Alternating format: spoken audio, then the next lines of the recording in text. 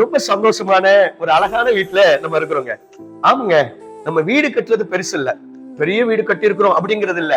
அந்த வீட்டுல சந்தோஷம் இருக்குதா, சமாதானம் இருக்குதா அப்படிங்கறதா முக்கியம்.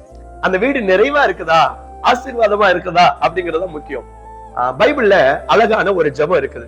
உம்முடைய ஆசீர்வாதத்தினாலே உமது அடியானின் வீடு என்றைக்கும் ஆசீர்வதிக்கப்பட்டிருப்பதாக அப்படின்னு தாவீது அரசர் ஒரு ஜெபம் பண்றார்.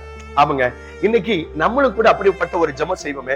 நிறைய குறைவுகள் இருக்குது, நிறைய ஒரு நல்ல ஆசீர்வாதம் இல்ல, குறைவாதான் இருக்கிறோம். அப்படிப்பட்ட சூழல்ல நீங்க ஆண்டவரை நோக்கி கேளுங்க, எஸ் சாமி எங்க வீட்டை ஆசீர்வதிங்க, எங்க வீடு உம்முடைய ஆசீர்வாதத்தினால ஆசீர்வதிக்கப்படும்னு நீங்க ஜெபம் பண்ணுங்க.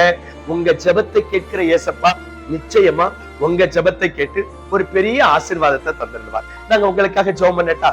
கண்ணை மூடி ஜெபம் பண்ணுவோம். கிருபையும் இரக்கமும் நிறைந்த நல்ல ஆண்டவரை, ஆசீர்வதிக்கப்பட்டதான இந்த நல்ல நாளுக்காக நன்றி செலுத்துகிறோம். இந்த நாள்ல ஆண்டவரை நிறைய பேர் இந்த வார்த்தையை கேட்டுக்கிட்டு இருக்கிறாங்கப்பா.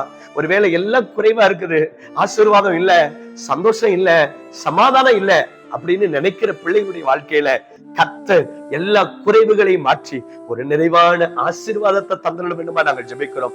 சமாதானம் உண்டாகட்டும், சந்தோஷம் பிறக்கட்டும், நிறைவான இறைவனுடைய உடைய பிள்ளைகளுக்கு உண்டாகட்டும். ஆசீர்வதி இயேசுவின் நாமத்தில் ஜெபிக்கிறோம் எங்கள் ஜீவனுள்ள நல்ல பிதாவே, ஆமென். கவலைப்படாதங்க, உங்க குறைவுகளை மாற்றி நிறைவாய் ஆசீர்வதிக்கிற கர்த்தர் உங்களோடு